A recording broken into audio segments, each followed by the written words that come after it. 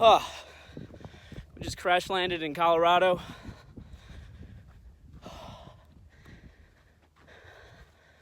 Any questions?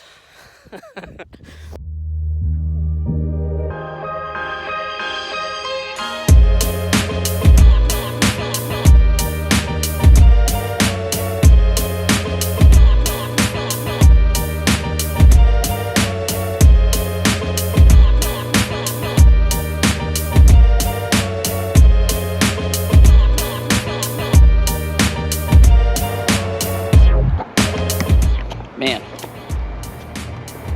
Charleston, awesome city.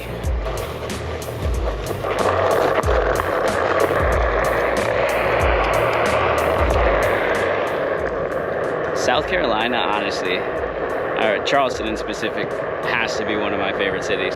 People are nice, the food's really good, no complaints. I don't know how the audio is gonna work on this thing too. I got a little microphone buffety thing, but I don't know how it's gonna work, so if it sucks, it is what it is. So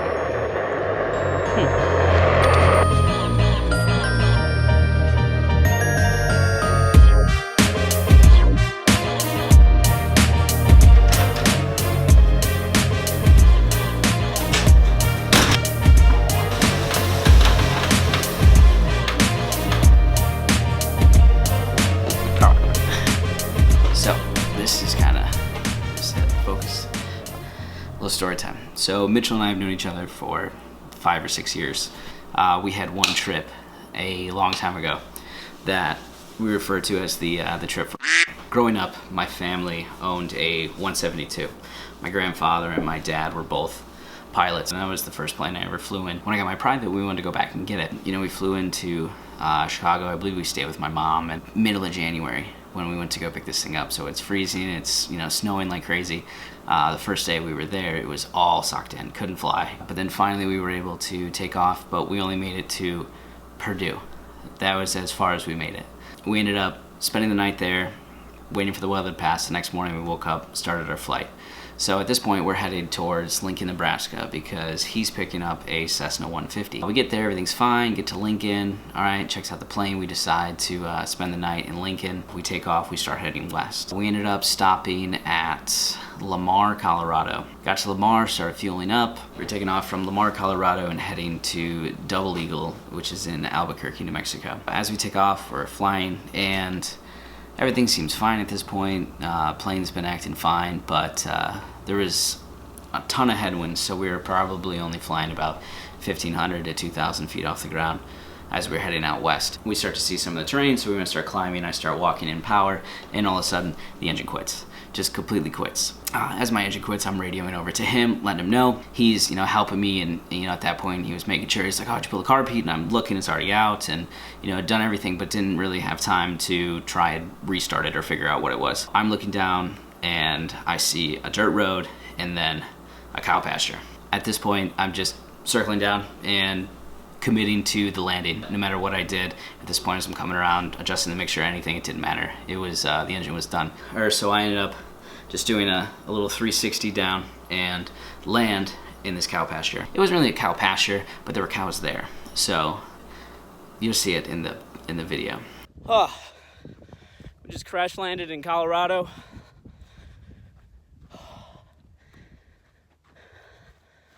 Any questions? Oh God, that was scary as shit. All right, adventure continues.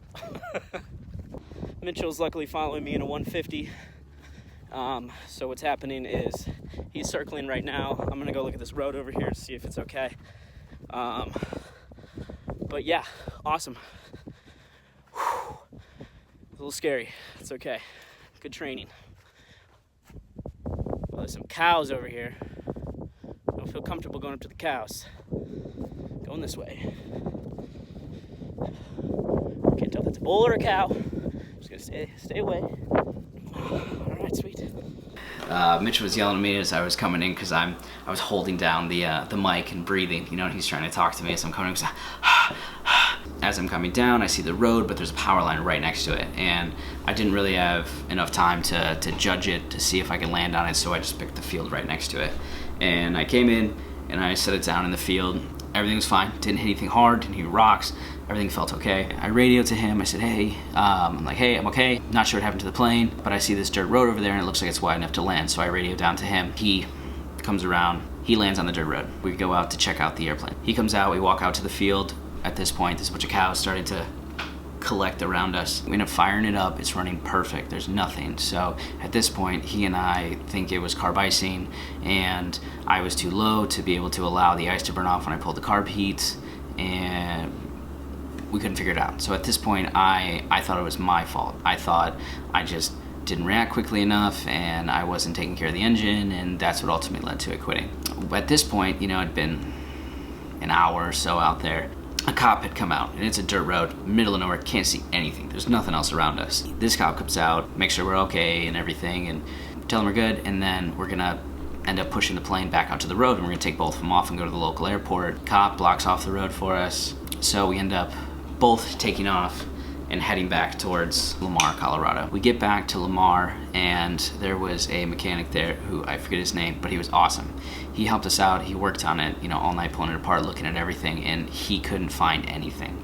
So at this point, we definitely think it was carb icing, and it was just my fault. And we decide the next morning we're gonna take off, and the next stop is Las Vegas, New Mexico. Never been this nervous flying before because it just quit on me. So we're flying.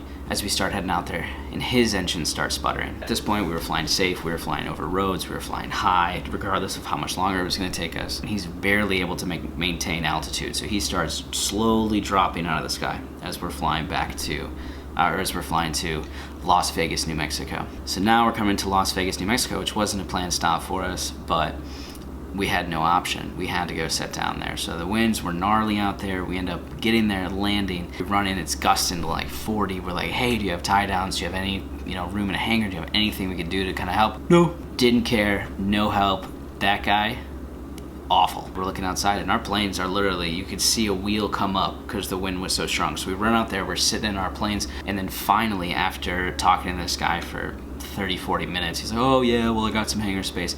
So we end up pushing his airplane, the 150, back into a hangar just to keep it there. So from this point, him and I both jump into the 172, and we start heading towards Albuquerque. My dad gets word, because obviously I called him when I put the plane down in a field, and he's like, I'm coming out, I'm helping you fly it home. My dad had airlined in. Mitchell jumps on an airline, he heads back home. He's had enough fun. Mitchell's plane's in Las Vegas, New Mexico. We made it to Albuquerque.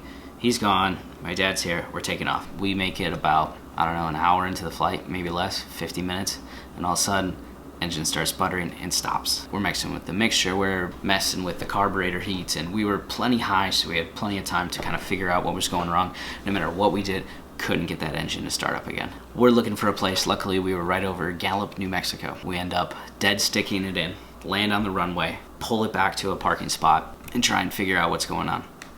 At this point, couldn't figure out what it was. We end up pulling the engine off of it, taking it, getting the engine overhauled, putting the engine back in. Everything's been overhauled. The engine, the carburetor, everything is overhauled.